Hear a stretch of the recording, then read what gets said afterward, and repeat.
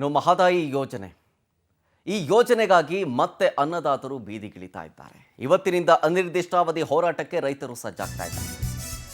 ಈ ಮಹದಾಯಿ ಹೋರಾಟ ಅನ್ನೋದು ದಶಕದಿಂದಲೂ ಕೂಡ ಕಠಿಣವಾಗ್ತಾ ಇದೆ. ಆದರೆ ಇದರ ಬಗ್ಗೆ ಯಾವುದೇ ಸರ್ಕಾರ ಕೂಡ ಒಂದು ತಾರ್ಕಿಕ ಅಂತ್ಯವನ್ನ ನೀಡೋದರಲ್ಲಿ ವಿಫಲವಾಗ್ತಾ ಇದೆ. ಇವತ್ತಿನಿಂದ ಅನಿರ್ದಿಷ್ಟಾವಧಿ ಹೋರಾಟಕ್ಕೆ ರೈತರು ಸಜ್ಜಾಗಿರೋದು. ಇವತ್ತು ಕೇಂದ್ರ ಸಚಿವರಾದಂತಹ ಪ್ರಹ್ಲಾದ್ ಜೋಶಿ ಅವರ ಕಚೇರಿಗೆ ಎದುರು ಪ್ರತಿಭಟನೆ ಮಾಡೋದಕ್ಕೆ ರೈತರು ನಿರ್ಧಾರ ಮಾಡಿದ್ದಾರೆ. ಹುಬ್ಬಳ್ಳಿಯ ಲ್ಯಾಮಿಂಗ್ಟನ್ ರಸ್ತೆಯಲ್ಲಿದೆ ಜೋಶಿ ಅವರ ಕಚೇರಿ. ಕೇಂದ್ರಕ್ಕೆ ಹೆಂಗಾದರೂ ಮಾಡಿ ಬಿಸಿ ಮುಟ್ಟಿಸಬೇಕು ಅಂತ ಹೇಳಿ ರೈತರು ಹೋರಾಟಕ್ಕೆ ಪ್ಲಾನ್ ಮಾಡಿಕೊಂಡಿದ್ದಾರೆ. ಎಷ್ಟು ಮಟ್ಟಿಗೆ ಸಕ್ಸಸ್ ಆಗುತ್ತೆ ಅನ್ನೋದನ್ನು ಕಾದು ನೋಡಬೇಕು. ಪ್ರಹ್ಲಾದ್ ಜೋಶಿ ಅವರು ಕೇಂದ್ರಕ್ಕೆ ಒತ್ತಡ ಹೇರಲೇಬೇಕು ಅಂತ ಅವರ ಕಚೇರಿಯ ಮುಂದೆ ಪ್ರತಿಭಟನೆ ಮಾಡೋದಕ್ಕೆ ರೈತರು ನಿರ್ಧಾರವನ್ನು ಮಾಡಲಾಗಿದೆ. ಈಗಾಗಲೇ 13.42 TMC ನೀರನ್ನು ಹಂಚಿಕೆ ಮಾಡಿ ಆದೇಶವನ್ನು ಹೊರಡಿಸಿದೆ. ಯೋಜನೆಯ DPRಗೂ ಕೂಡ ಅನುಮತಿ ಕೊಟ್ಟಿದೆ ಕೇಂದ್ರ ಸರ್ಕಾರ. ಆದರೆ ರಾಷ್ಟ್ರೀಯ ವನ್ಯಜೀವಿ ಮಂಡಳಿಯ ಅನುಮತಿ ಸಿಕ್ಕಿಲ್ಲ, ಅಲ್ಲಿಂದ ಪರ್ಮಿಟ್ ಸಿಕ್ಕಿಲ್ಲ. ಈ ಗ್ಯಾಪ್ನಲ್ಲಿ ಮಹದಾಯಿ ವಿಷಯದಲ್ಲಿ ಖ್ಯಾತೆ ತೆಗಿತಾ ಇದೆ ಗೋವಾ. ವನ್ಯಜೀವಿ ಮಂಡಳಿಯಿಂದ ಗ್ರೀನ್ ಸಿಗ್ನಲ್ ಅನ್ನು ಕೊಡಿಸಲಿ, ಈಗ ಕೇಂದ್ರದ ಮೇಲೆ ಪ್ರಹ್ಲಾದ್ ಜೋಶಿ ಅವರು ಒತ್ತಡ ಹಾಕಲಿ ಅಂತ ಹೇಳಿ ಹೋರಾಟಕ್ಕೆ ಸಜ್ಜಾಗ್ತಾ ಇದ್ದಾರೆ ರೈತರು.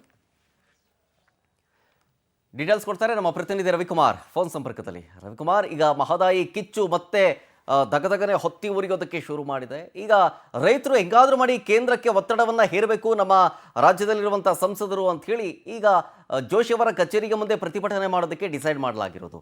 ಎಷ್ಟೊತ್ತಿಗೆ ಪ್ರತಿಭಟನೆ ಶುರು ಮಾಡ್ತಾರೆ, ಜೊತೆಗೆ ಹೆಂಗಿರುತ್ತೆ ಇವರ ಪ್ರತಿಭಟನೆ ಅಂತ? ಮಹದಾಯಿ ಮತ್ತು ಕಳಸಾ ಬಂಡೂರಿ ನಾಲೆಗಳನ್ನ ಮಲಪ್ರಭಾ ನದಿಗೆ ಜೋಡಿಸಬೇಕೆಂಬ ಒಂದು ಬಹುದಿನಗಳ ಒಂದು ಕನಸು ಇನ್ನೂ ಈಡೇರದ ಹಿನ್ನೆಲೆಯೊಳಗೆ ಇವತ್ತು ಕೇಂದ್ರ ಸಚಿವ ಪ್ರಹ್ಲಾದ್ ಜೋಶಿ ಅವರ ಹುಬ್ಬಳ್ಳಿಯಲ್ಲಿರುವಂತಹ ಒಂದು ಲ್ಯಾಮಿಂಗ್ಟನ್ ರಸ್ತೆಯಲ್ಲಿರುವಂತಹ ಅವರ ಕಚೇರಿ ಮುಂದೆ ಪ್ರತಿಭಟನೆ ಆರಂಭವಾಗಲಿದೆ.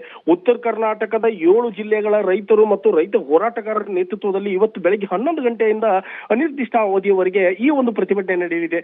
ಈಗಾಗಲೇ ಕಳೆದ 4-5 ದಿನಗಳ ಹಿಂದೆ ಅಷ್ಟೇ ಈ ಒಂದು ವಿಚಾರ ಕುರಿತಂತೆ ಕೂಡ ಪತ್ರಿಕಾಗೋಷ್ಠಿಯ ಮೂಲಕ ರೈತ ಹೋರಾಟಗಾರರು ಮುಖಂಡರು ಈ ಒಂದು ವಿಷಯವನ್ನ ಹೇಳಿದರು.